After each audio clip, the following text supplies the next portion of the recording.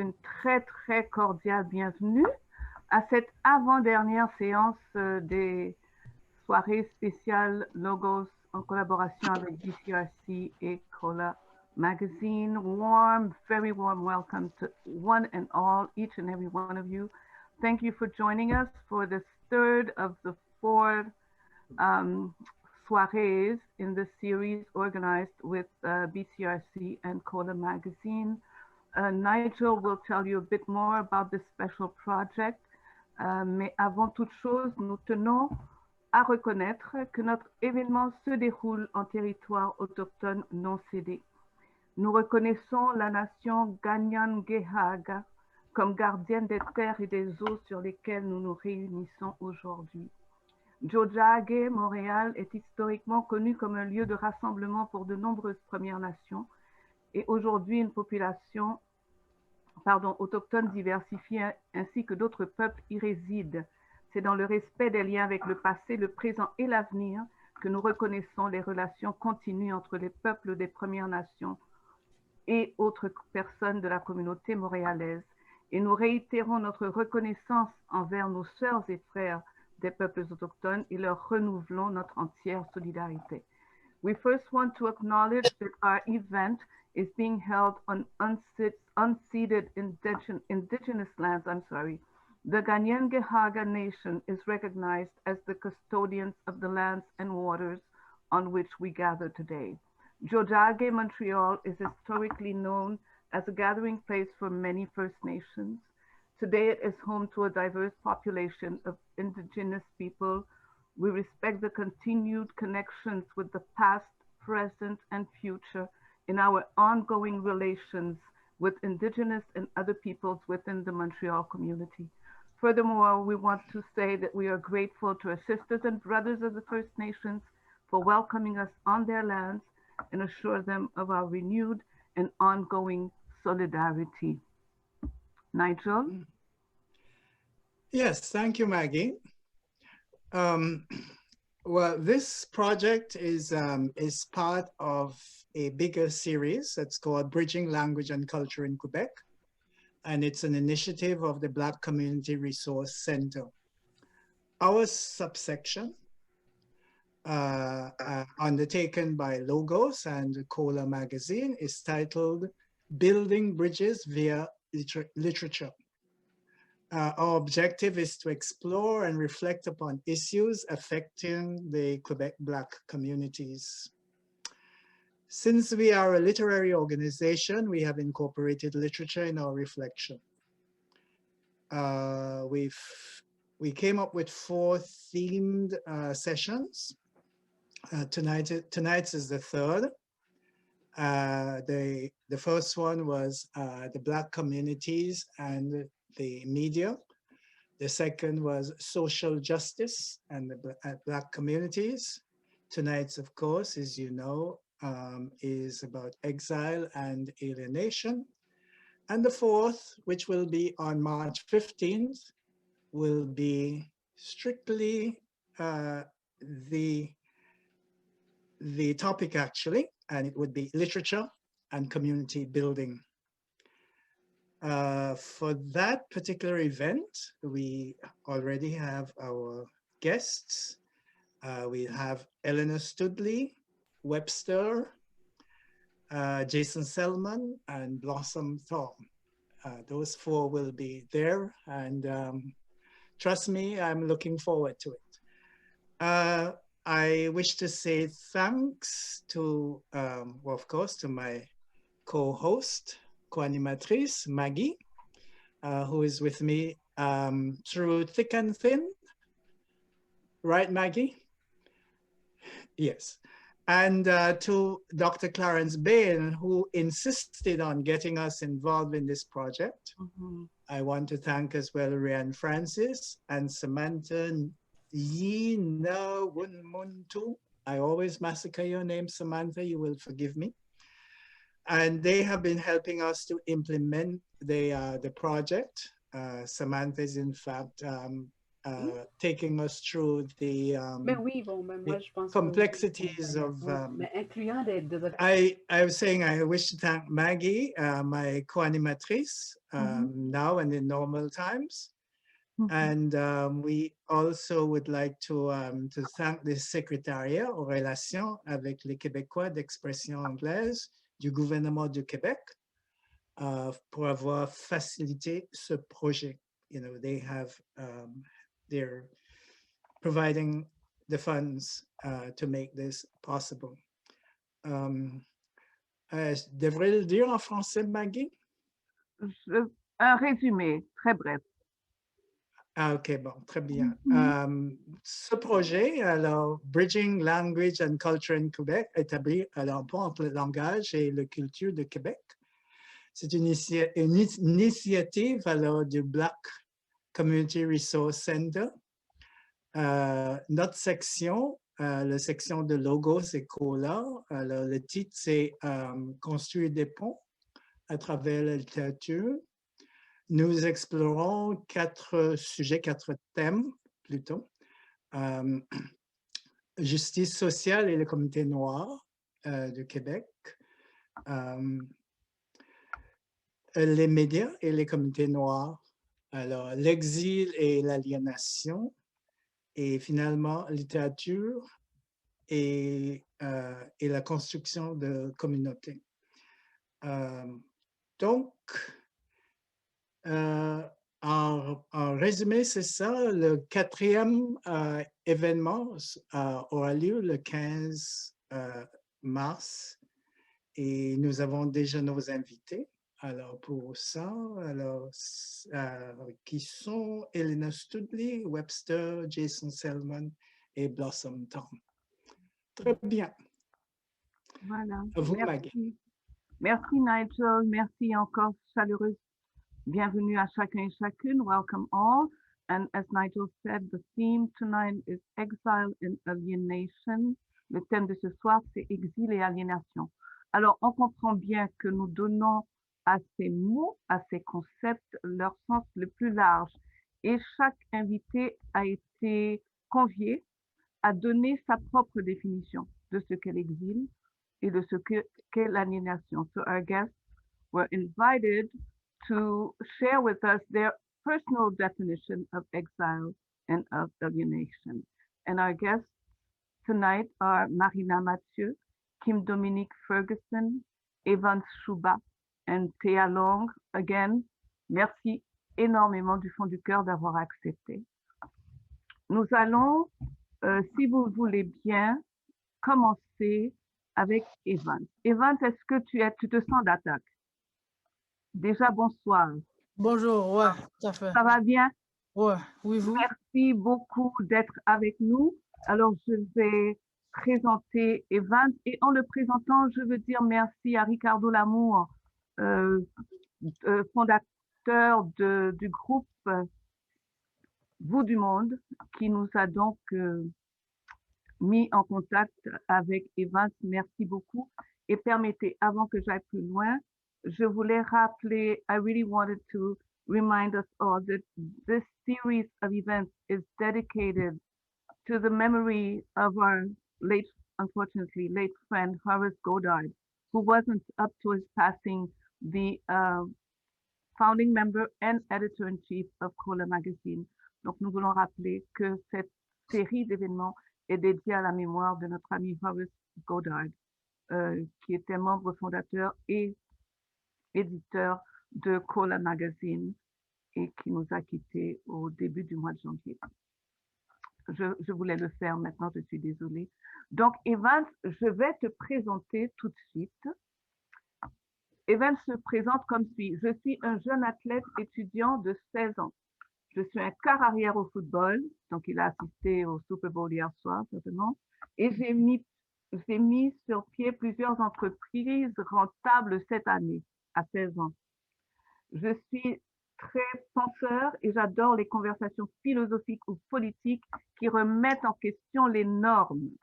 Je suis dans le groupe Bout du Monde, accompagné de 4 autres jeunes, et l'on tente d'infiltrer le système à un jeune âge et ouvrir la voie pour notre génération. Rien de moins, rien de moins. Merci beaucoup, Eva. Est-ce que tu veux que j'y aille tout de suite avec la présentation que tu as écrite? Ouais, s'il vous Ouais. plaît. Sinon, les Parfait. supports, n'importe quoi, ça me dérange pas. Comment? Sinon, les supports ou les images, n'importe quoi, ça me Oui, dérange alors j'ai préparé une présentation PowerPoint de ton texte que je vais projeter pendant que tu le lis. C'est pas. bon Ok, pour toi? ouais, parfait. D'accord. Alors donnez-moi. Uh, Samantha, chérie, can you please? Yeah, you're good to go. You can share now. Thank Your you. co-host. Thank you. OK. Est-ce que tout le monde voit la présentation? OK. So, attends, je vais commencer au début. OK. Evans, quand tu es prêt. Parfait. Alors, bonjour tout le monde déjà là. Il va y avoir quelques petites modifications durant le texte, mais suivez ça. Alors, comme elle a dit, je suis un jeune athlète étudiant de 16 ans qui s'intéresse beaucoup au football et à l'entrepreneuriat. L'exil et l'aliénation sont des mots que je n'ai que récemment appris. Par contre, je les affronte quotidiennement depuis longtemps. En fait, je traiterai davantage sur l'aliénation puisque je l'affronte plus régulièrement et sur le plan personnel. Tandis qu'autant que mon expérience avec l'exil a redirigé ma vie pour toujours, lorsque mon père a été chassé du pays et laissa une mère monoparentale avec 2 fils, je trouve que ce serait moins fructueuse pour la conversation. Alors, dans ce texte, il serait question de mon expérience avec l'aliénation et une de mes solutions. Allons-y. Alors, je vois la vie comme 3 phases. Cute, exotique et menaçant. Le plus que tu es une menace à la société, le plus qu'ils veulent t'isoler et laisser la solitude ronger les derniers bris de puissance en toi. Cela est plus courant que vous le croyez. Par exemple, dans le système scolaire. En tant que jeune curieux et hyperactif, on m'isolait toujours et on me disait de réfléchir sans me donner une piste ou un objet de réflexion. Si tu n'es pas un élève uniforme aux autres qui adhère constamment aux règles et soumis à l'autorité, sans questionnement, on te retire des autres et on t'isole jusqu'à que tu dissipes comme une tumeur.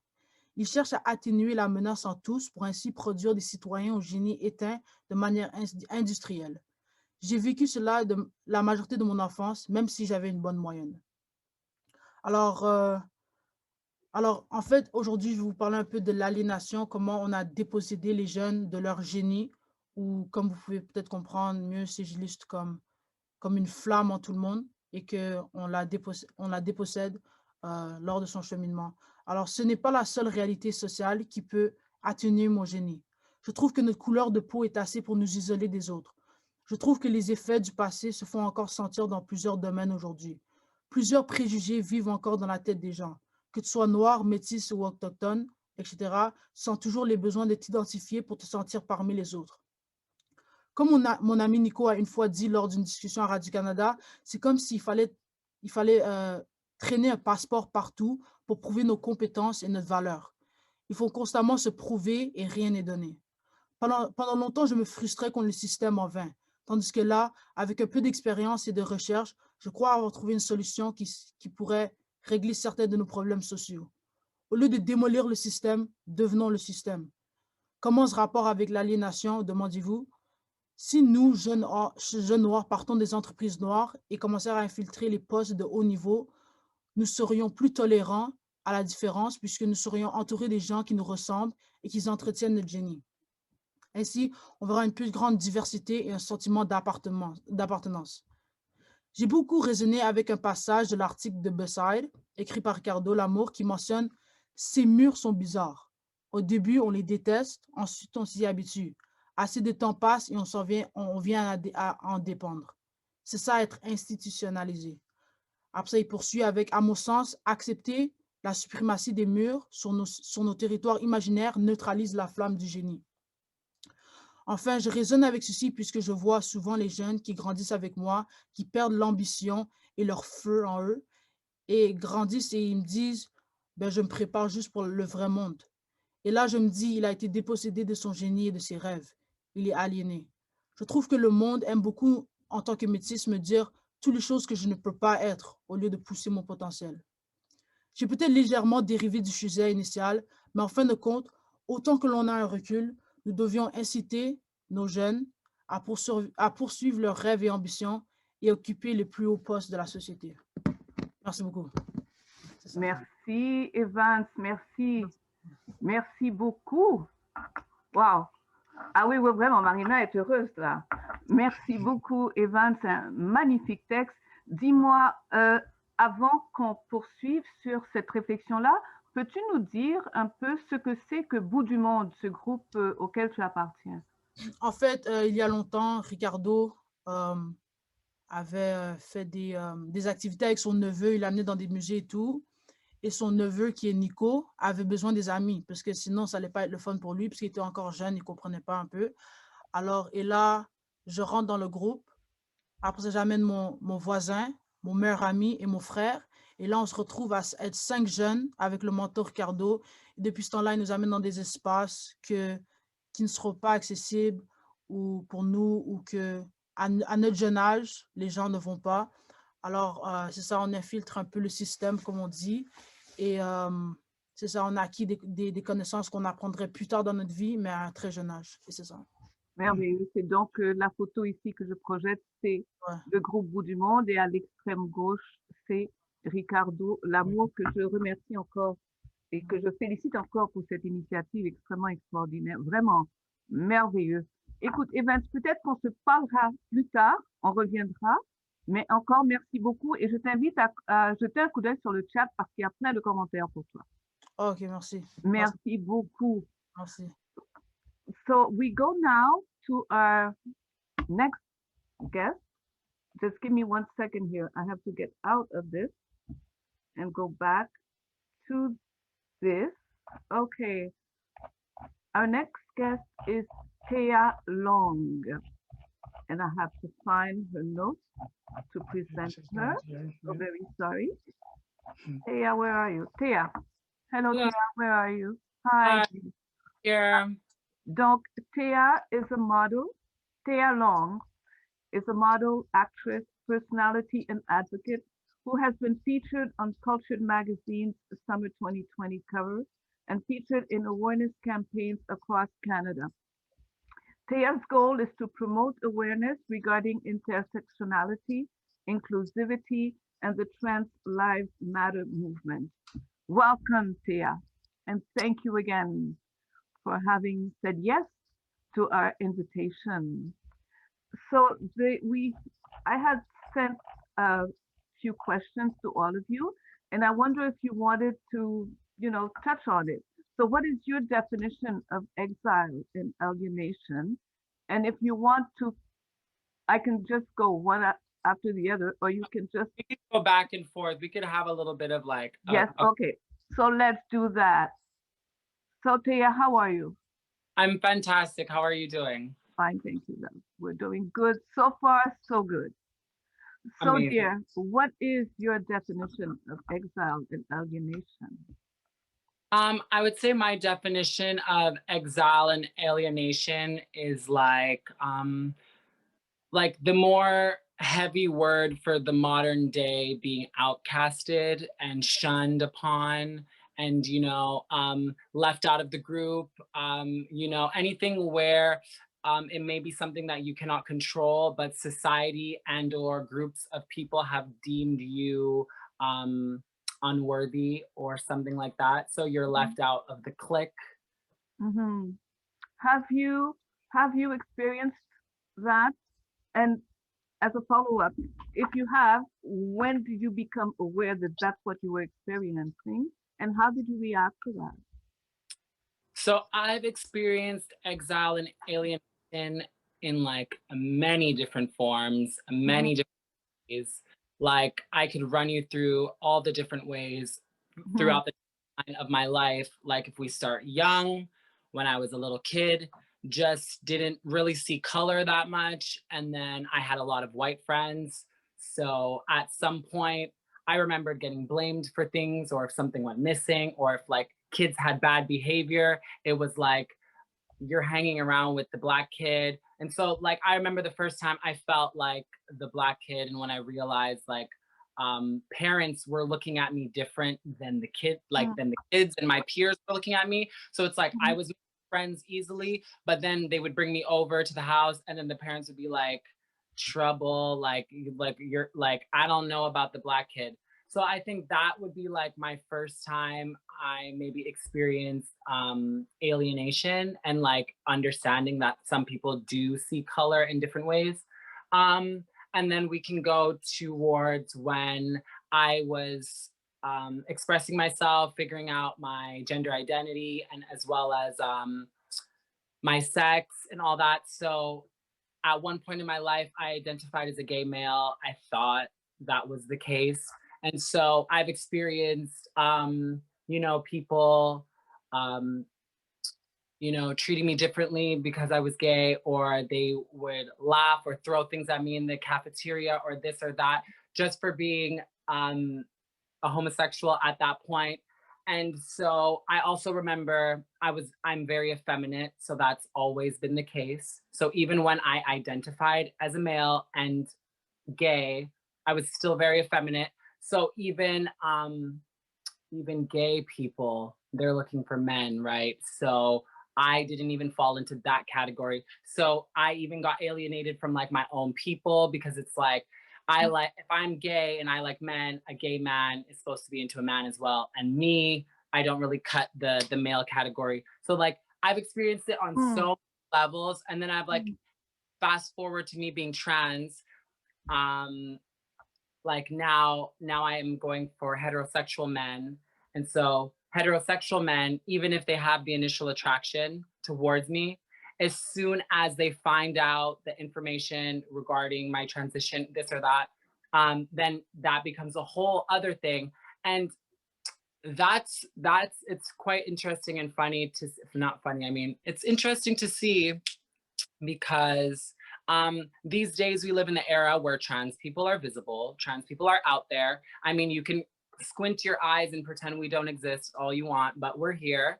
So a lot of people are afraid, and a lot of people don't want to accept the change, just like it was when gay people were coming out, gay and lesbian. Lesbians are the most accepted of the LGBTQ plus community because men don't feel threatened by lesbians. But when it becomes a gay man or a trans woman, it puts their feelings into question. Anyways, I digress. So no, it's fine. Right. So I've experienced alienation and exile on so many different levels. Yeah. I hear you. And so I was gonna ask, do you fight? Of course you fight. You're an activist, a transgender rights activist. How does that go? How do you fight? So my initial thing is I live in spite of what people think. Amen. I don't allow that to dim my shine or anything of the sort. So my main message is trans is beautiful. That is something that I amplify on a level, because that's like all I can do. I can do all I can do for myself. So trans is beautiful is the line that I go with. Anytime I take a photo, anytime I put something out there, I close it with trans is beautiful. We need people to realize that beauty is beyond the binary. The word beautiful, there's no gender to it. We can acknowledge a beautiful creature, a beautiful human, a beautiful soul, without needing to throw genders and labels on it.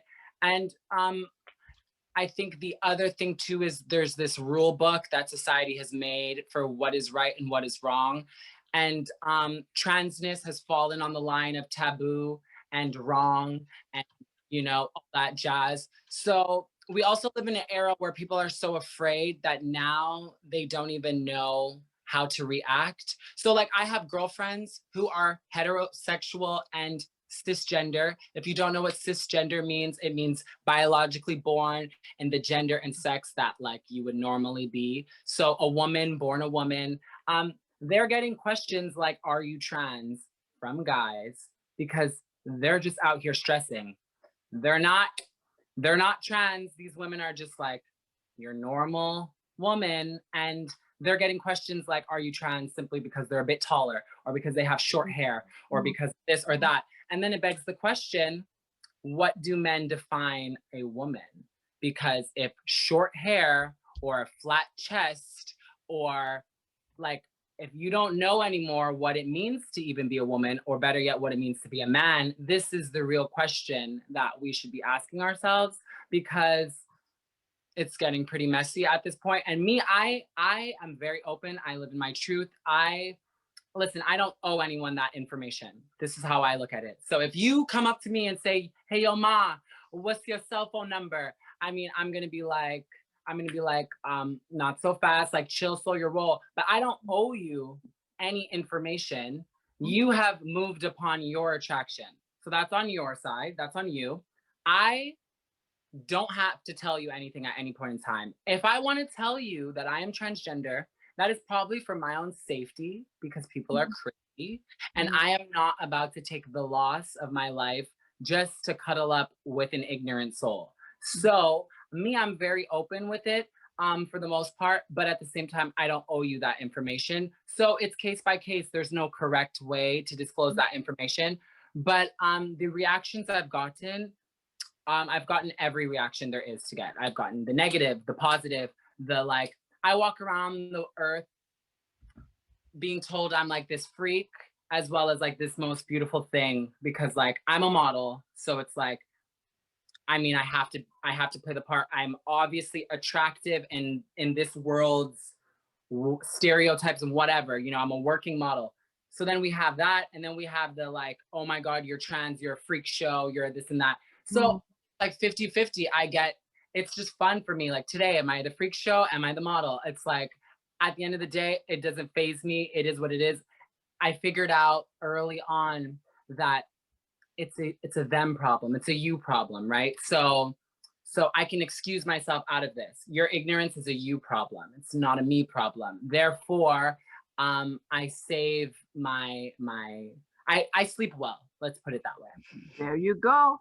And that's all that matters at the end of the day, as you say. Thank you so much. Tia Long, please go take a look at the chat, darling, because there are messages coming for you too. Thank you so much, dear. Maybe we'll talk again a little later. Thank you. Don't think I did the like, what should we do? Like what We'll come back to that. We good? Yes. Tia Long. Merci beaucoup. Wonderful, powerful. Thank you. Est-ce que tout le monde va bien? Tout le monde va bien? Oui. On va, okay, a reminder that this is being recorded and we are streaming live on Facebook. Donc, je veux dire bonsoir aux personnes qui nous joignent via Facebook. Welcome to all of you who are streaming us live on Facebook. Nous poursuivons avec Marina Mathieu maintenant. Bonsoir Marina. Marina Mathieu est réalisatrice, activiste et afroféministe. Elle détient un bac en communication et un certificat en santé sexuelle. Son travail l'a amenée à voyager en Équateur, au Brésil, en Haïti et en France, avant de revenir au Canada où elle évolue depuis 2018. Ce qui lui tient à cœur, ce sont les enjeux liés au statut des femmes noires à l'international. Son premier film, F, sorti en 2019, aborde la problématique des fibromes utérins chez les femmes afrodescendantes. La sortie de son deuxième court-métrage documentaire intitulé L'Envol est prévue pour le 25 février 2021 et il abordera la réalité de 2 réfugiés climatiques. Bonsoir Marina et merci d'avoir accepté notre invitation. Bonsoir Maggie, je suis super heureuse d'être là, d'être entourée d'un si beau panel et d'avoir été choisie pour être là. Donc, merci à toi. Merci beaucoup. Dis-moi, est-ce que tu veux qu'on commence par les questions ou par le texte? Je dirais que je commencerai par le texte puis ensuite les questions. Excellent. Alors, je vais partager l'écran. Excellent. Puis les gens pourront lire en même temps que moi, je suis en train de lire. Oui, attends. Oui, je partage. Voilà, est-ce que vous voyez? Pas encore. Là, oui. Okay. Oui, on voit. Attendez-moi. Voilà. Oui, alors c'est un extrait de Frères migrants de Patrick Chamoiseau. Si vous voulez aller le lire, imaginez-vous donc, je prends le temps de remercier ma chère amie Diane Gistal qui m'a permis de lire ce passage au moment même où je devais trouver un passage extraordinaire pour vous parler aujourd'hui. Donc, je vais commencer. Ceux qui lisent dans le monde, pensez à ces enfants qui ont vécu, qui vivent encore cela. Ils ont connu la violence du monde qui vous refuse. De leurs parents, ils ont connu la violence de l'énergie vitale qui se rebelle à l'extinction et qui vous branche au seul souci de vivre. Ils ont connu le tout donner et tout tenter, d'un bond dans l'inconnu. De camp en camp, de mur en barbelé, ils ont connu et l'ivresse et la mort, et l'asphyxie et l'oxygène, toutes les nuances de la chaleur et du froid. Ils ont vu pleurer ceux qui les secouraient, ont vu aussi des yeux de glace. Ils ont de fait connu une autre manière de vivre et d'habiter le monde. Ce que nous avons à plaindre en eux, c'est notre propre misère avec laquelle nous avons tenté de nier leur existence, de tolérer leur mort. Ce que nous avons à envier chez eux, c'est désormais ce qu'ils lisent dans le monde, que le monde lit en eux, et donc ce que nous ne savons plus du monde et que le monde ne peut plus lire en nous. Les migrants font partie de cette mondialité qu'il nous faut mettre en œuvre. Ne pas les organiser, ne pas tout réorganiser avec elles n'assure aucune protection aux nations. Bien au contraire, c'est ouvrir la voie aux assèchements éthiques.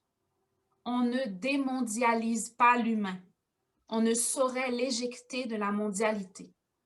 Avec humilité, bienveillance, éclat poétique et créativité, on ne peut que lui organiser une aisance planétaire multi-transculturelle. Le trans désarme les frontières, les réenchante ainsi. Ce que vivent les migrants relève d'une seule aventure, très ancienne, qui continue encore, notre aventure humaine. Aucun humain ne saurait en être l'impassible spectateur ou s'exonérer du poids de ses souffrances.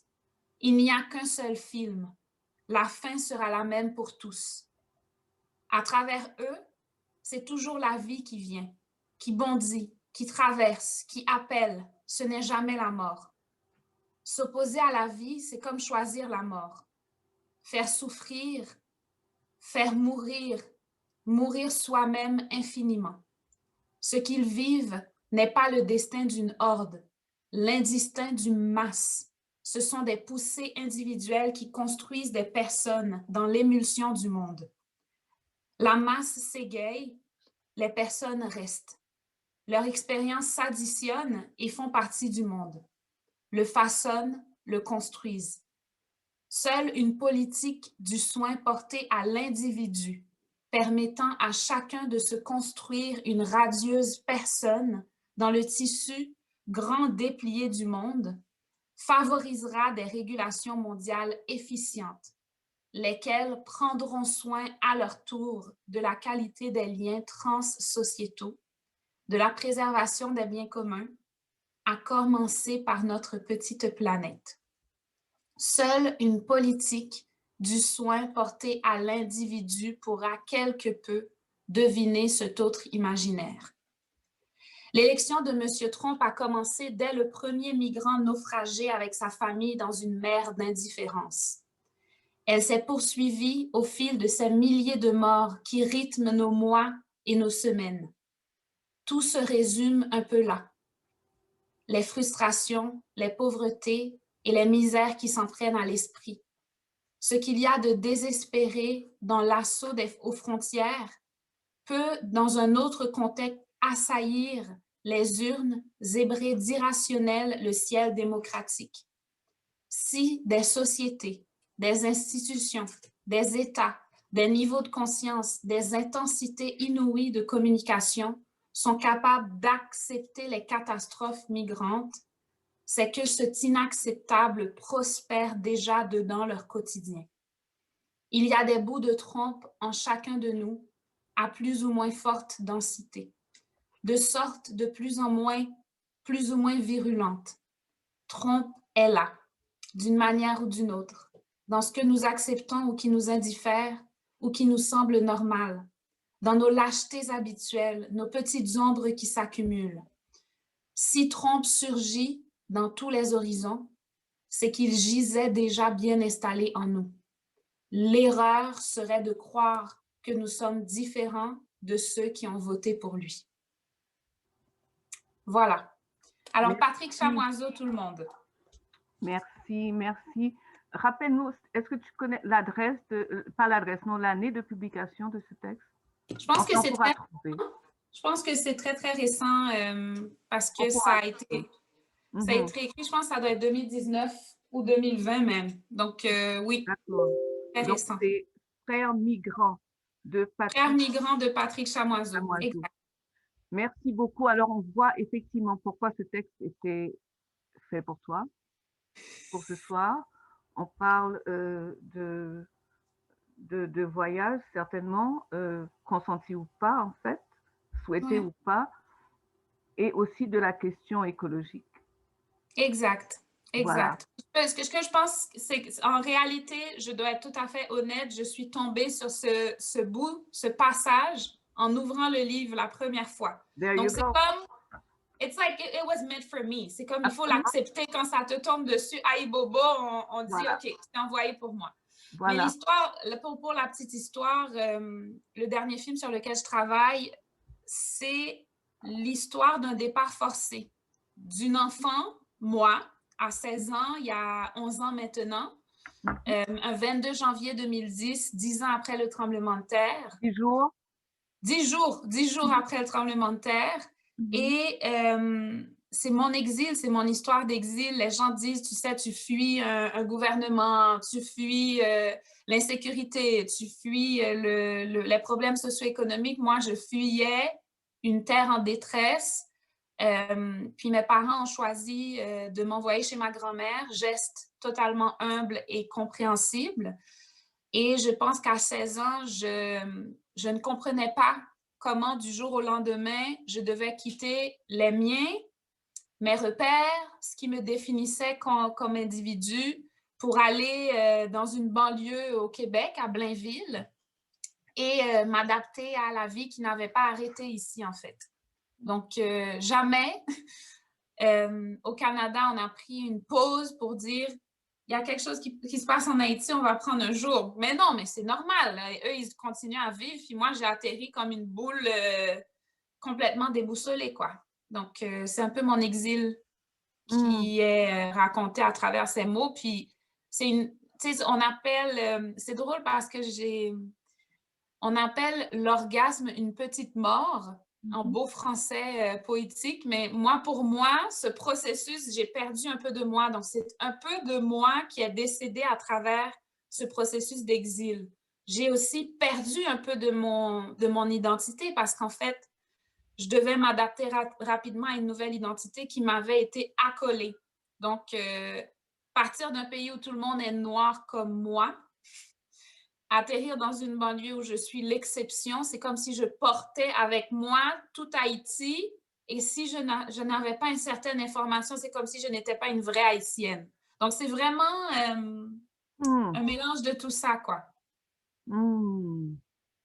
Merci de partager cela avec nous et on a très hâte, je dois te le dire, de voir ce film donc, qui va sortir le 25 février. Donc, tu nous as dit en fait ce que représente l'exil, l'aliénation, un petit peu moins. Est-ce qu'on peut Mais moi, je dirais que quand je pense à aliénation, je pense à ce qu'on a fait aux personnes autochtones ou ce qu'on continue de faire aux personnes autochtones, que de redéfinir leur territoire sans leur consentement, redéfinir ce qu'ils font d'eux, donc redéfinir sans leur consentement leur existence, leur histoire, leur apport à la société, puis en fait le diminuer, l'invisibiliser et ne pas reconnaître la souffrance qui y est associée. Donc pour moi, l'aliénation, c'est voir ce qu'on fait au Canada au peuple autochtone.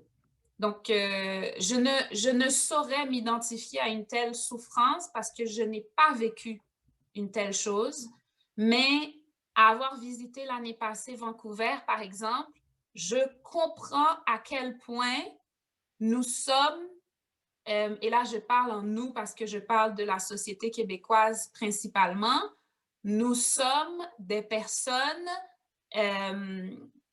qui ont beaucoup à se reprocher aujourd'hui par rapport au peuple autochtone. Et il faut arrêter de se dire non responsable. Nous avons tous une part de responsabilité. C'est là que le texte de Chamoiseau prend toute sa place. On ferme les yeux sur les réserves, on ferme les yeux sur ce qui se passe en ce moment. Est-ce qu'on est mieux que l'autre qui décide de mettre un mur pour se séparer des Mexicains, par exemple? Donc, il faut vraiment questionner le pourquoi on accepte certaines choses au sein de notre société, qu'on refuse d'en parler et ensuite qu'on juge. Donc, pour moi, c'est beaucoup venu me chercher, sincèrement. Merci. On entend, il y a beaucoup de réactions dans le chat. Je saisis, il y a quelqu'un qui dit qu'il faut se responsabiliser. Je saisis l'occasion pour dire à l'auditoire qu'il y aura une période de questions. On se réserve une quinzaine de minutes à la fin de toutes les présentations. Si vous avez donc des questions à poser à l'une ou l'autre de nos invités, n'hésitez pas à l'écrire dans le chat et on essaiera d'y répondre. D'accord?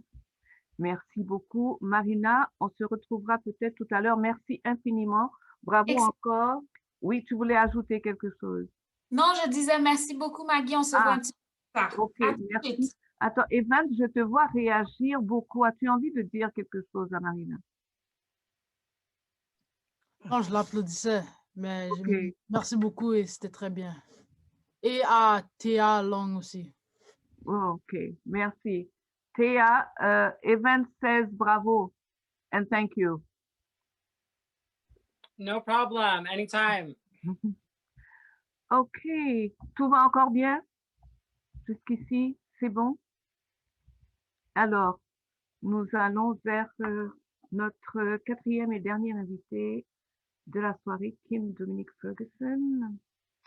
Kim, before I present you, please accept our renewed condolences on the passing of your dad. Thank you so much. It happened 3 weeks ago, and you're here with us tonight. We doubly, quadruply appreciate you making the time to be with us and sharing this time with us. Thank you again. Thank you for that acknowledgement. Kim Dominik Ferguson is a born Jamaican-Canadian. Jamaican-Canadian, a theater artist and filmmaker learned, a poet born. He pays homage to his roots, which span from the oceans of the Caribbean all the way to the continent holding Canada. His multicultural upbringing, language, and background influence his work, and his first EP is aptly titled Born Jamaican-Canadian. Ferguson is currently working on a play entitled Dear Black Man, which has been commissioned by Black Theater Workshop. Hello, Kim Dominik Ferguson, and thank you again for joining us. Thank you for having me. I really appreciate it. Yeah. I'm always excited to share, especially with the youth. Thank you. Thank you. So Jamaican-Canadian. Okay, so I want everybody to know that I was speaking Kim's words, right? In his presentation. Everybody understood. Jam-Haitian-Canadian, yes. Jam-Haitian-Canadian. Yeah. Wow, I love that. And in that is everything you are and more. Yeah. And more. Yeah. Okay, so definitely Exile, Alienation, all that are words that say something to Kim. I'm very familiar with both of them. Right. We're going to start with that first, or do we? Yes. No, the reading is after. If you don't mind, is it okay? No worries. Yes, so please. Exile. I love words. I'm a spoken word artist. Like I said, I was a poet born, so I love words and I like breaking down words. And so I look at the word exile, and there's two syllables. So there's a syllable X and the syllable isle. And for me, X is the removal of, the extraction of, the taking out of. And isle, I-L-E, is like isle, like an individual, like an island, like basically an individual, a solitary person. And so for me, someone who is in exile, he, she, or they have been displaced, have been removed forcibly, usually, from where it is that is natural for them to be. I have experienced exile in many different ways, but the first time that I experienced exile was secondhand. So back when I first moved to Haiti in 1991, there was the coup d'etat de 91. And my grandfather, Jean-Dominique, had to go into exile. He had to, for his safety, for his well-being, he had to remove himself forcibly from his own island and go to New York in order to ensure his survival. And as an 11-year-old child at the time, I didn't understand this at all. I didn't understand how it's possible that he could leave us there, and I didn't really think about it too much until the guns started shooting, and then the news started coming in that people were being burned in the streets and that it wasn't safe for us to go back to school. And I think we spent 3, 4, 5 months of being homeschooled, and like our uncle was the only one that went to the radio station, and not having my grandfather there, because my grandfather was a family patriarch, not having him there was extremely worrying for me. And so it was like constantly reaching to find out where he is and when he's coming back, and I'm trying to understand that this is now a part of my life. For me, alienation now is alien. The first 2 syllables are alien. So that which is unusual, that which is otherworldly, and Asian is a people, nation, a people. And so it's basically you are being made other by a group of people. So you're being alienated by a group of people. And I've experienced that on many levels. And I think that when we're talking about Blackness, we oftentimes don't talk about the way that we alienate one another from each other. In that, myself, I was raised mostly in Jamaica until I reached Haiti. And I was severely alienated in Haiti because I didn't have a full command of the language. So Creole and French were not my first languages. And so when I would attempt to speak, I was ridiculed and beguiled until I adapted myself, which took only a few months. And then I was able to express myself in a way that a Haitian would. Then when I left Haiti and went back to Jamaica, I experienced the reverse, because it was like the coup d'etat and all of that was still going on. And so there was a lot of people leaving Haiti and going to Jamaica, and I became a refugee, according to my fellow students. And they basically started to alienate me on the basis of I just came back from Haiti. And then I got alienated on the basis of I wouldn't share my money with them, or I wouldn't give my food to them. And these were all my people. These were all people who looked like me, darker skin, lighter skin, and so on and so forth.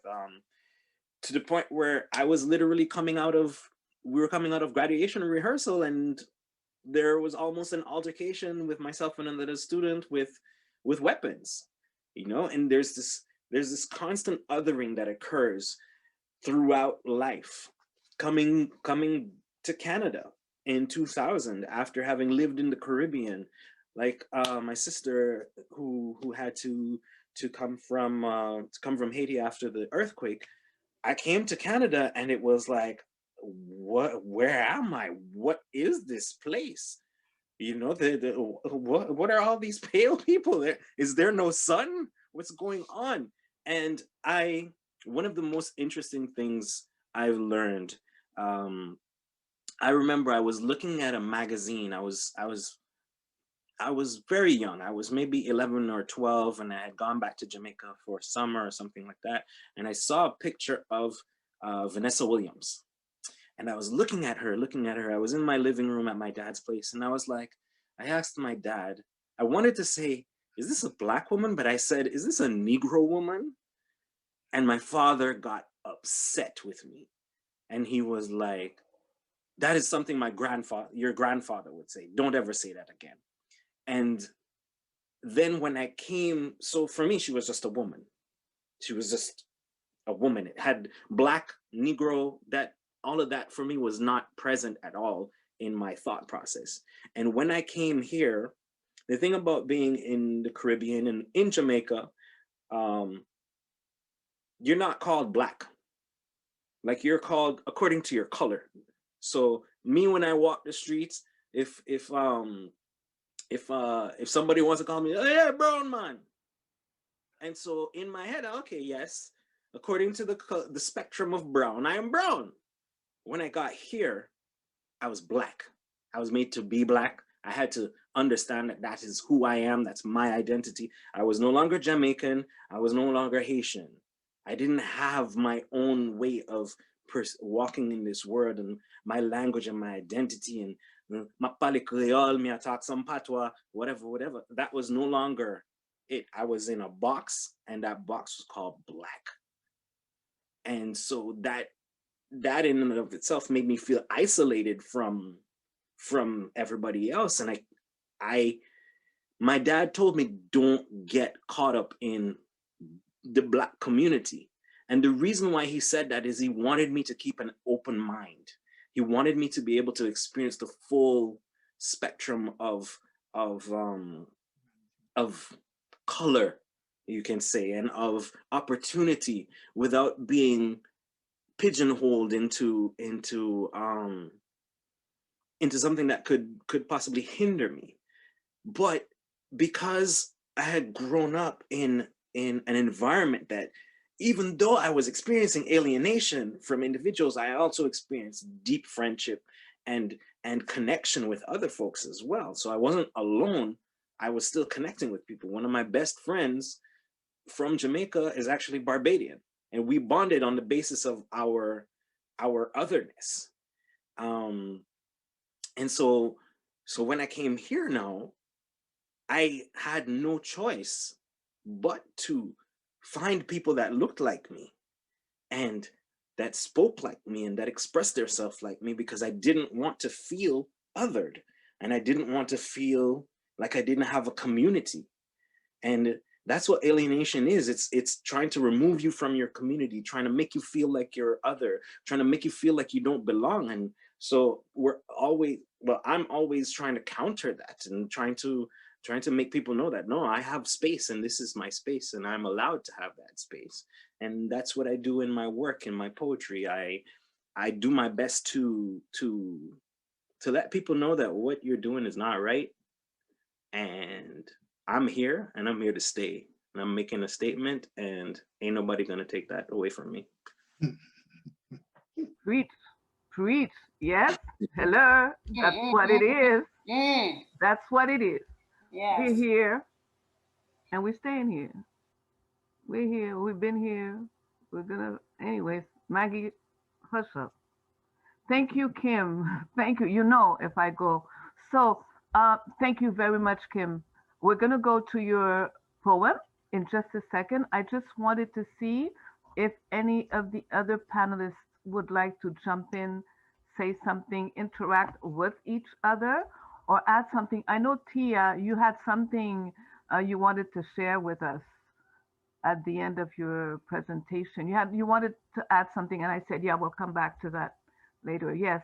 No, it wasn't that I wanted to add. It's just there was another question that was more focusing on what is the plan of action, and then also what I like what Kim was saying about how he broke down what alienation is and what it means to him. I definitely identify with how you broke that down, and how they're because alien is only the unknown, right? So, I was alien. The misunderstood.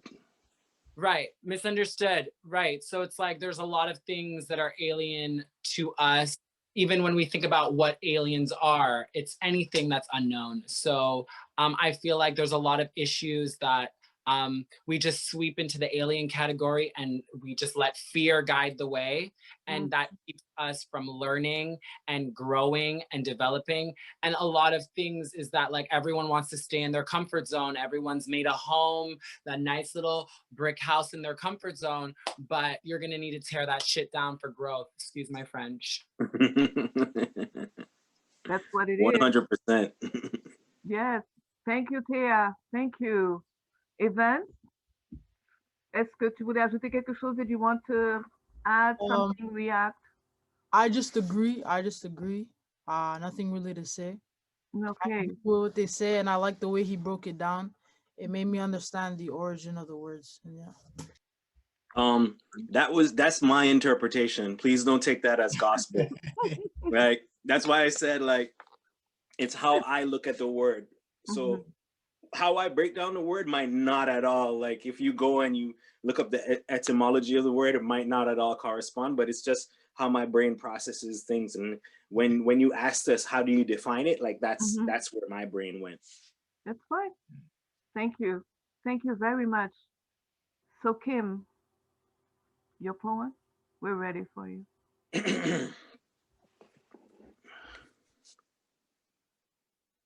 How dare you speak as if I was less than you?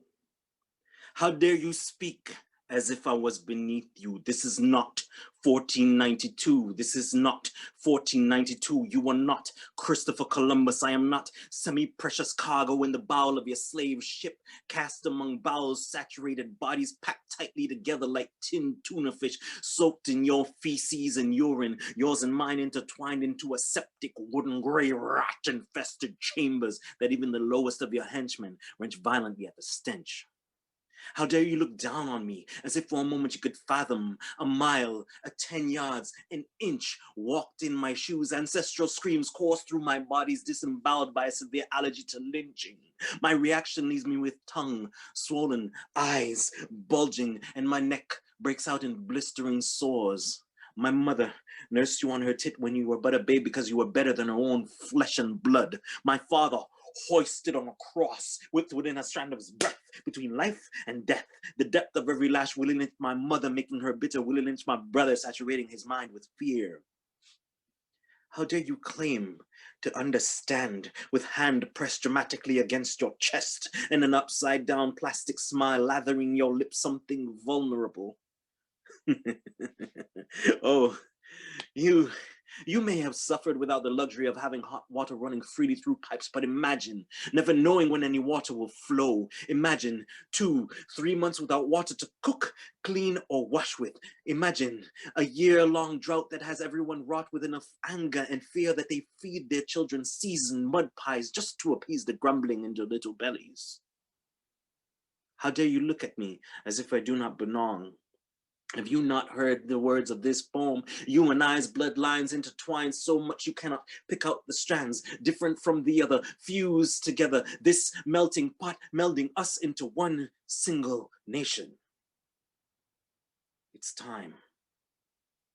It's time to come back home and see us for who we really are. It's time, my brothers and sisters and family. It's time to come back home. We welcome you.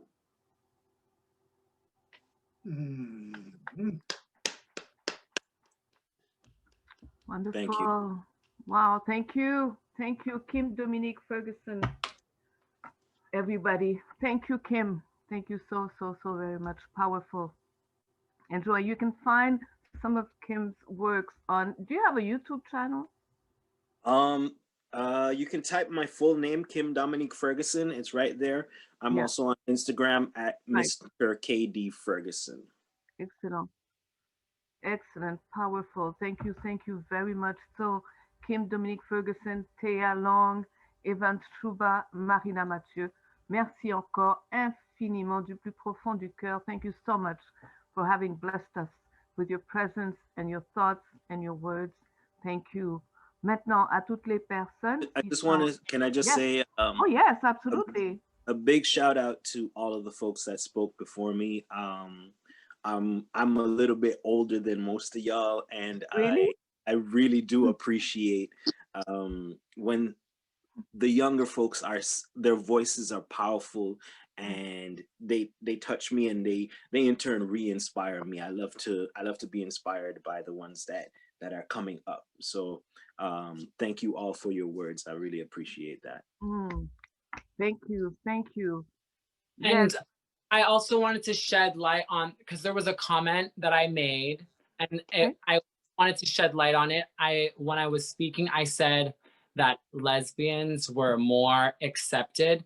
And if I break that down, I mean, I did say that it's because men are not threatened. They do have their other things that they have to deal with, which is being over-sexualized and being like a fetish, right? So basically, I'm not trying to diminish their struggle, which there is still a struggle. It's just, I mean, on the level of how many lesbians are killed due to angry men, this number is non-existent. So it's not like I'm trying to diminish anything that the lesbians are going through. It's just in this day and age, like in the United States, there were 40 trans Black women or Hispanic that have been murdered from hate violence. So simply just a girl who has been killed because she was a Black trans woman. And a part of my work is making people understand intersectionality, which is like women have a struggle, right? They've had to fight for their rights and all the things that come with it. And it's still a struggle today. Black people have a struggle. And then, you know, there's LGBTQ plus. So it's like in being all three of those things at the same time make you susceptible to even more of a struggle, which I'm not going to take away from you who just has to deal with being Black, or you who just has to deal with being a woman, or you who gets to be white and trans. But to be Black, a woman, and trans is like the epitome of an experience, I'll say. It's an experience. And I count myself on the luckier end of the spectrum because I like society responds well to me, and I have the luxury of not getting beat up when I walk down the street, or I have the luxury of, you know, having a family that supports me, or I have a luxury of having access to the tools that make me look palatable for you to not judge me. But so there's so many things, but you know, essentially it's the fear and the stigmatism that comes along with transness. And it's a lot of deep-rooted, what am I going to say? Toxic masculinity. I mean, it's very much that. It's the father scared you in your bones and said being a gay man is not okay, not in my house, not under my roof. Prejudice is learned. It is taught in the home. You have a responsibility as a parent to teach your kids love and light, and anything else is your failure as a parent. And that's that. So yeah, I mean, I can go on, but it's like love, live and let love, live and let live. Like if it's none of your business, don't mind you. And at the end of the day, like we need to follow more feeling and less fear. More feeling, less fear. You trade in the F for the other F, because there you go. There we go. There you go. And if you want to, yes, Marina. Maggie, I wanted to say something. Oui. I just wanted to say, really recognize, because Kim was talking earlier and it really got to me to a deeper level. And I have to say, throughout my traveling, I went to Jamaica not so long ago, and I just wanted to say that it is truly a struggle within the community of Black people to actually recognize each other as equal and as part of the same struggle going forward together. So I really think it's important, and I'm honored to be on the same panel as Kim, because I have a lot of respect for your journey, for your family, for everything that your grandfather did. And it just by the poem, it just reminded me so much how much I miss being home, and how important it is to not forget that pain, because it gives you strength to go further in order for the next generation not to live what we had to live. So thank you very much for your words. And I thank you all, because it's not easy today in Haiti. It wasn't. And even if I miss my country so much, I know there's a lot of struggle going on there. So yeah, just wanted to send some solidarity throughout all of this. Merci beaucoup. Merci, Chou. Merci infiniment. And yes, we are sending light. I don't know if there's something beyond light. Please help me find it and just send it to Haiti. That is, okay, so you all watch the news and everything. I won't go into this because if I open this, c'est une boîte de Pandore, right? And you can't close it back. So let's not go there. Just sending light. Just sending light and solidarity to all our brothers and sisters in Haiti. So, peoples, les gens, you can ask questions, make comments. I'm inviting Kim, Marina, Thea, and Events to take a look at the chat because I don't have time to, I won't be able to read all of the comments for you. If anybody has a question, a comment for either one of our guests, now is the time. While you're thinking about it, if I might invite Jen, are you there? Yeah, Jen Jorgensen. Yes, you are there. I am here. I'm sorry, darling. I didn't tell you. I don't mean to put you on the spot. Yeah. Could you, Jen? I'm going to explain why I'm inviting you to the talk. Jen Jorgensen is one of the patrons of the Logos readings, and also an organizer of reading events, and one specifically the lawn chair soirees, which she co-organizes with Brian Campbell, among others, and they are having. Sorry. And Blossom Tom, who's here. And Blossom Tom, I'm sorry. Yes, Blossom, you're here. And could you tell us something about your next event, which is going to be a very special one? Yes. Thank you. Thank you for this time. You have to unmute or talk louder. Yes. Okay. Speak louder. Oh, just a second. Okay. Oh dear. I'm sorry. My microphone fell on the floor. I'm so sorry. Oh, it's okay. It's all good. Okay. So I'll just say that on Thursday, February 18th, we are hosting our Launcher Soiree, and we will, at that time, we will honor the memory of oh, sorry. It's okay. Dr. Horace Ishmael Goddard, and you are invited to join us. It's open mic night, and what we've invited people to do is bring something of their own, and then bring a poem by a Black poet or writer, a short piece, somebody that you admire. And I think we'll also be joined by Dr. Dorothy Williams, who will talk to us about Wonderful. You know, I usually have to write a script because I'm sorry, I shouldn't have put you on the spot like no, this. it's okay, but you know, the ABCs of Black Canadian history. Right. So it's going to be a lovely evening, and you know, we would love to hear more from each of you, and thank you for this evening. Yeah, so it's 7 p.m. by Zoom, and both Maggie and Nigel get they get the Zoom link, so they can pass it on to you if you're interested. So thank you.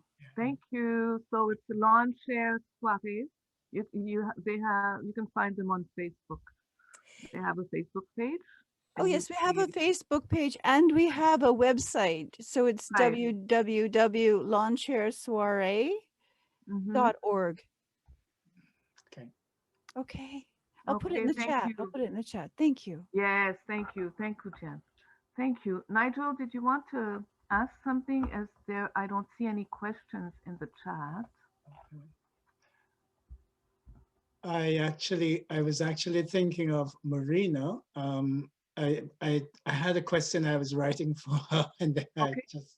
Okay. I'm thinking, Marina. Yes, I'm here. Comment ça se fait que comment vraiment tu as mentionné le fait que tu te sentais comme parachuté dans une communauté alors pour lequel tu n'avais aucune balise, quoi que ce soit. Mais comment tu as pu survivre ça? Comment tu as pu survécu ça?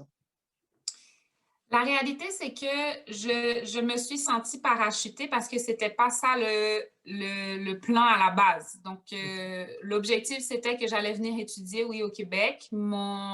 Puis ce qui m'a permis de survivre à mes 6 mois de cauchemar, à mon sentiment de culpabilité, à tout ce qu'on peut vivre après une catastrophe naturelle en réalité, puis de savoir qu'on est parti, c'est le support de ma communauté. Donc, j'habitais chez ma grand-mère et j'avais ma sœur, mon frère, mes tantes. Donc, c'était de savoir que bien que je laissais ma communauté en Haïti en crise, je venais aussi prendre soin de la mienne ici. Donc, il y avait un sentiment de oui, je quitte, mais je continue à prendre soin. Puis pour moi, c'est super important parce que je suis de ces personnes qui donnent énormément. Je suis née dans une culture où les femmes ont une place centrale et essentielle. Donc, c'était super important pour moi de continuer à avoir un purpose, right? I needed to know I was still playing a role within my community in order to survive. Donc, j'ai commencé à m'impliquer dans des festivals, dans des activités culturelles, communautaires. J'ai rencontré l'extraordinaire Maggie. Donc, c'est de garder cette idée de ne pas laisser tomber mes gens. C'est ce qui m'a gardé, ce qui m'a permis d'être où je suis aujourd'hui, hein, vraiment. Merci. Merci. Merci. Merci, merveilleuse question. Thanks. Merci Nigel, merci Marina. Anybody else? Il y a une question ici. Two questions. So from Yann, in the context of alienation, how does the alienated, quote unquote from him, move forward when their struggle is purposely being ignored by the people in power? Good question. Can I jump in on this one? Yes, please, please. I have to behave myself, right? Yes. Right? Just do you. Just do you. Yes, you have to. It's all good. We don't give up. Okay. Okay? That you don't care what the people who are trying to alienate you are doing. We have an expression in Haiti. Ma pran place mwen. So ma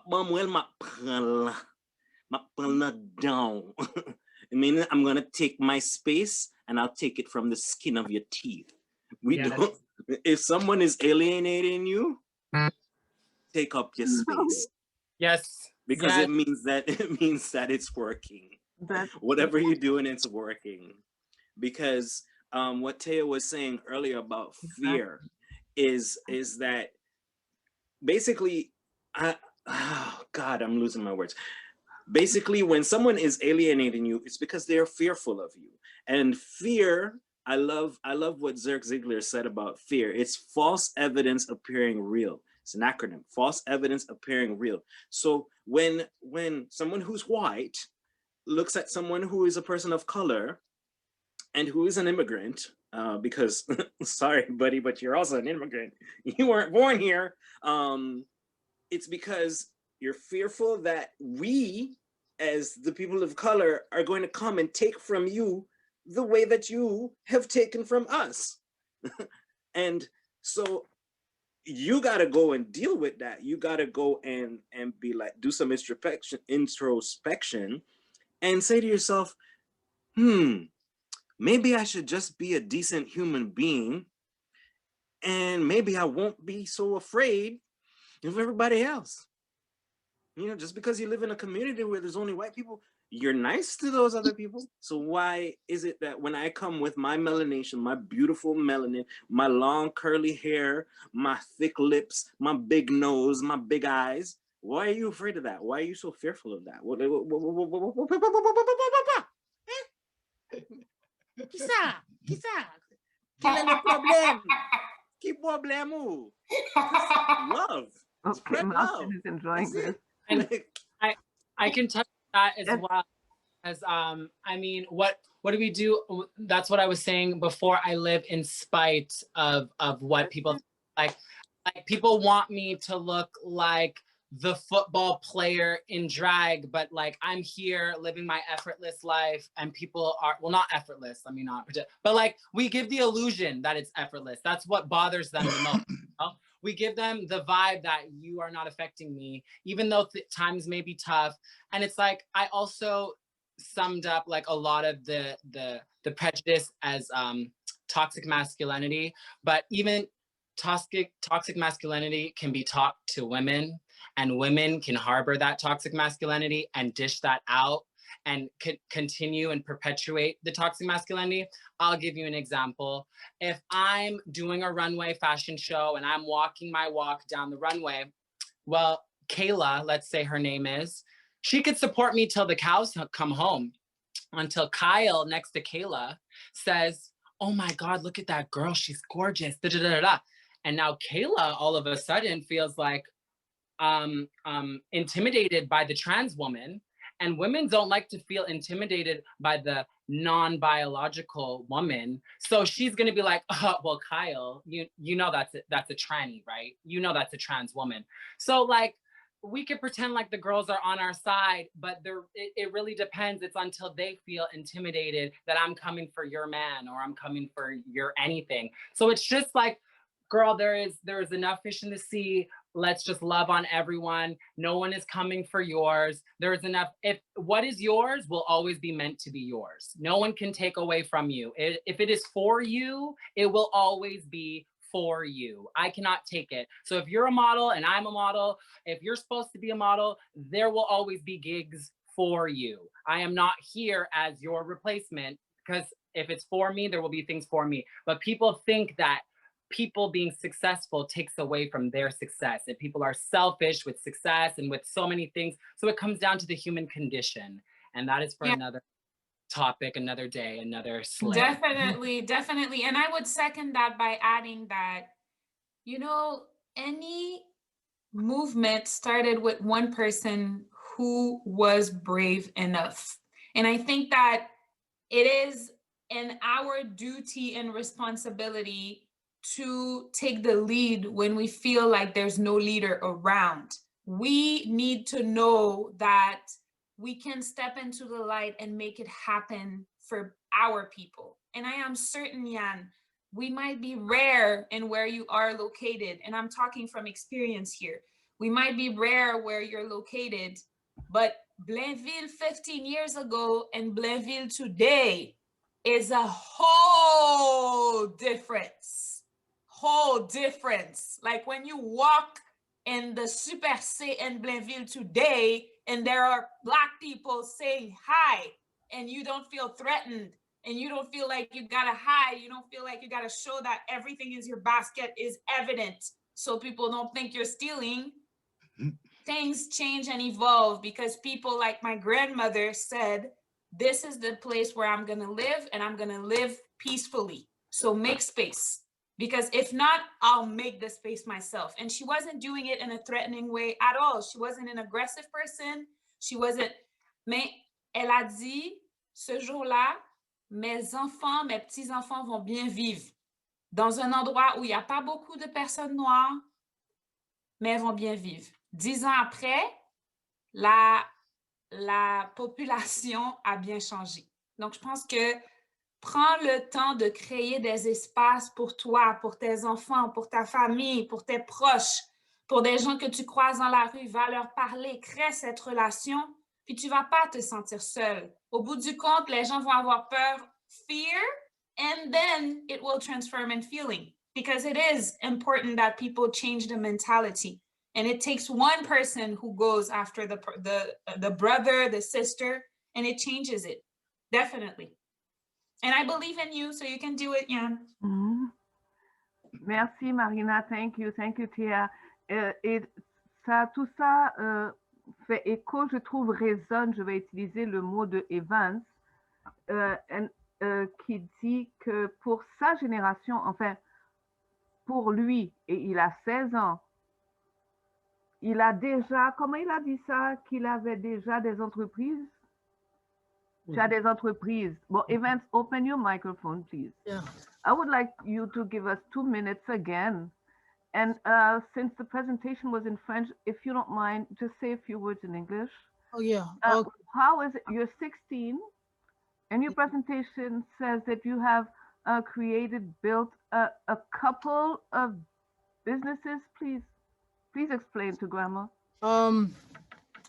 Well, I think beginning 2020, I wanted to go to this camp in the United States. I couldn't go because of COVID, but I didn't have the money. So what I wanted to do is start making money. So first thing I did is I called Ricardo. I'm like, you have any ideas? And then we came up with an idea, and I was gonna cut grass. So first thing I did, I just cut grass. I probably made like $50 a week, which was okay at that time. But I didn't really take it serious until school closed down, and then I had way more time on my hands. So I did way more research on online businesses I can do. So I took it way more serious. I started doing my research in sneaker flipping, drop shipping. I want to start in that. I invested in cryptocurrency, soon in stocks. Just put a bit in XRP and other cryptocurrencies, but I also took snow removal way more serious. So I'm doing snow removal right now, and I'm in the summer. I wanna scale it up way more. I wanna have employees in different neighborhoods, so I can take a commission off of them. Yeah. So I just wanted to make it bigger, and I wanna have different incomes, and I also wanna, like, sometimes I'm at school and my friends are like, oh, I wanna make money and stuff. But sometimes they don't have the knowledge, and then they just revolve around, oh, I'm gonna do like, y'all, you guys know, I know you guys know, but like stuff like fraud and stuff. And I tell them, no, you can start your business, you can get money. If you don't want to work all the time, you can start a business. I can help you. So I think it's just changing a bit the culture of, oh, I'm gonna flip a pack. Instead, you could be flipping shoes, you know. So you can be making money, but legally. I think we have to stop idealizing. Yes. Yeah, idolizing like the gang life less more, and holding more accountable. I think we have to play less, just a bit less, the victim card, and take stuff more in hand and be accountable for our actions, and tell our young kids to stay in school, focus on your studies, focus on your future. Don't be thinking about like instant pleasure, because that's gonna be regret, and you could be doing way more. You could be doing better stuff with your life. So yeah, that's my opinion. Oh, you want to make me cry, man. This guy is just woo! Woo! I want a kid just like that. Lord, send him, please. That's the type of children we want. We love you. We love you so much. So inspirational. Yes, Tia. Yes, Marine. Yes, Tia. On top of stay in school, I would have to say, stay passionate. It's more than stay in school. Stay passionate. I feel like so many, like the society does not want you to know yourself. Society wants to force feed you a whole bunch of things you may or may not need. It's like, here, we're going to take 7 hours a day of your life that you will never get back. And in return, we are going to give you what you may or may not need. All right. So if you take it upon yourself to sit alone and learn yourself, track your smiles, figure out what makes you happy, figure out the things that actually uplift your vibration for the day, you'll realize that eventually you can tap into those things, do those things, and eventually you won't need school. So if you're going to school 7 days a week and you're really passionate about art and you could be making all kinds of artistic things in which you don't need school, I'm not saying drop out of school. I'm just saying stay passionate and stay immersed in something. If you're not passionate about anything, that is a problem. So just like, you know, stay passionate. Stay in school, stay passionate. Okay. Thank you, Tia. I just want to say something to Brother Evans. What Tio is saying is really important. I saw a meme recently that said, "Stop forcing children into the societal norms that we think they are. Find out what their weird is and encourage that." Why I'm saying that is because I've done a lot of schooling. I've done years of schooling, and I have my bachelor's in filmmaking. But I can tell you that as someone who has been writing and performing poetry for 23 years, I have my PhD in production and I have my PhD in poetry, and ain't nobody gave me no piece of paper for that. I learned that all on my own. And the thing is that we get bogged down with the institution of school. And what school teaches you? The street, and I'm putting air quotes because I mean street as in this is getting out there and doing your own thing. Like you said, once school was done, you were able to go from $50 a week to, I don't know what your income is like. You were able to figure out that, okay, I can do the snow shoveling for 10 houses in 1 week. But if I get a team of 6 people, we can cover 60 houses in 1 week. I can take a cut off of theirs. And that, they didn't teach you that in school. That's not school. But that's the kind of training that we actually need to be giving our kids. We need kids to understand that the finances, like we should be in grade 1, people should be teaching you how to multiply your dollar. You take a dollar and how can you make that dollar into $2 by just going and mowing a lawn, for example, or investing in a hot dog stand. So you go and you buy your hot dog stand and you get your hot dogs at Costco and you start going around the neighborhood and hot dogs, I'm selling my fresh hot dogs. You know, those are the kind of things that at the end of the day, after you've gone through all of the schooling, that's the kind of knowledge that's going to help you get into any kind of business. And you're only 16. You're going to be a multi-billionaire by the time you're 25. Easy. Once you figure out Amazon, that's it. That's it. You're flipping sneakers now, you're going to be flipping houses. Yeah, right. Yeah, that's one thing. Like, to be honest, like I see school, like as I was growing up, like I see school as maybe like a daycare. Because I think of it right now, it makes more sense. Like, it's not necessarily the priority is not necessarily to teach you. It's just to get you out the house so your parents could go to work. So like, I feel like you can learn so much more stuff, and they can concentrate more the education instead of just like stretching it on a 7-hour period every day. Yeah. That's what I think. I think if like they taught us way more stuff like economy, how to make $1 become $2, passive income. They don't want you to know these things. Yeah, they don't want you to know these things because it's gonna be a menace to society, or like if everybody was if everybody knew all the cheat codes to society, then the cheat codes wouldn't have value. But yeah, it's complicated. But yeah, it is. I find myself in the odd position of having to raise my hand as a moderator. It's really great listening to all of you, and the fire is wonderful. If I could just put, it's not a damper at all. I just hope that we're not looking at this from a capitalistic point of view. That's my only worry.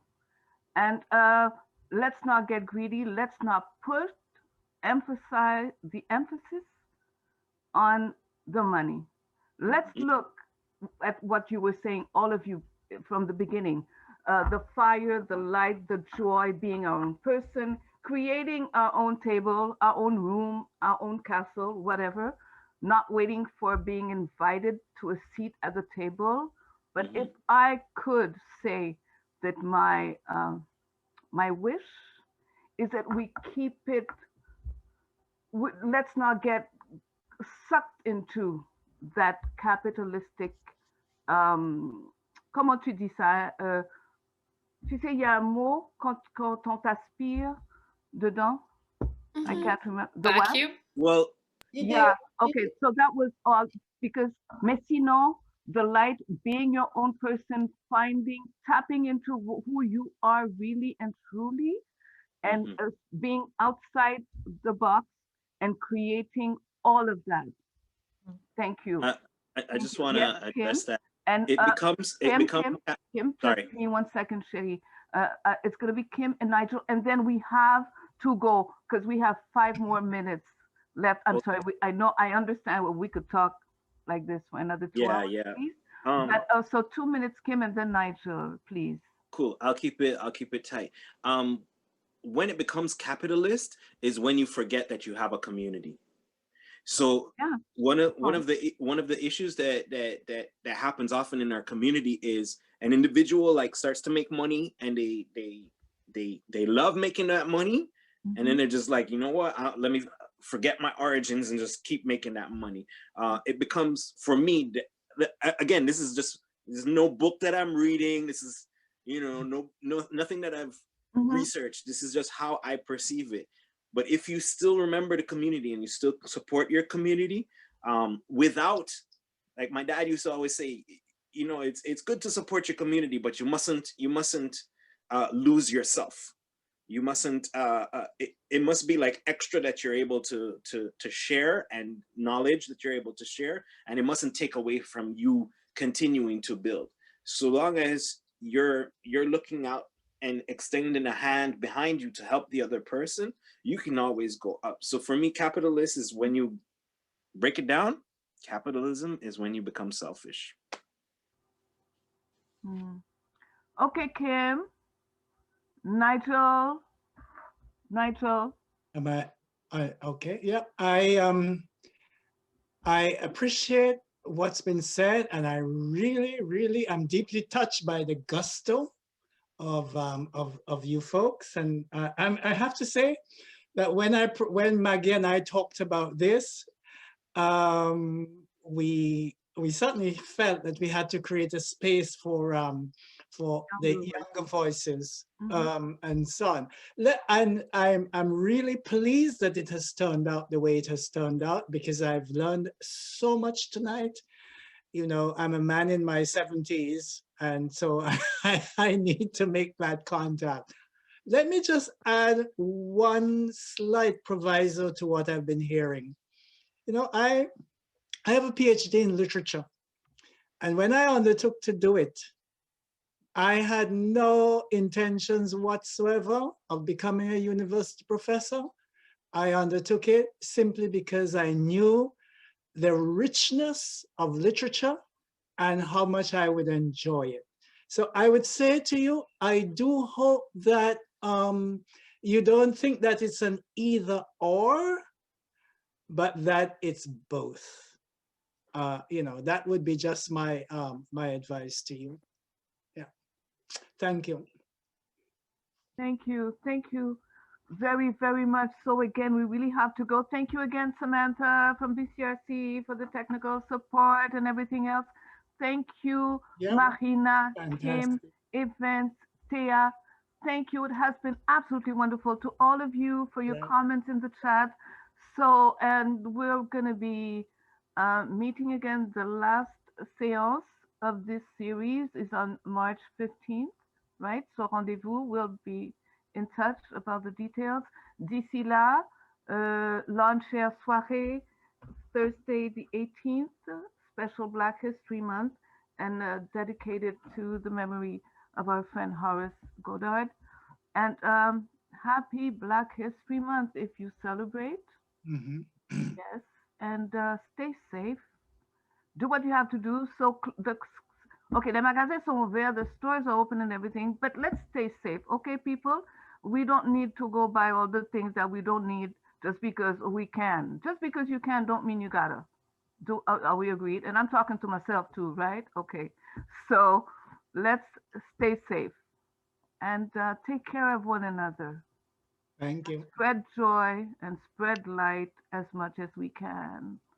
Thea, Marina, Kim, Evans. Thanks for Love having me. you.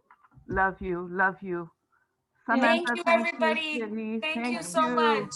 Thank you so much for the evening. Wonderful. It has been wonderful. Hi, Blossom. Thank you. Looking forward to hearing you soon. Bye-bye.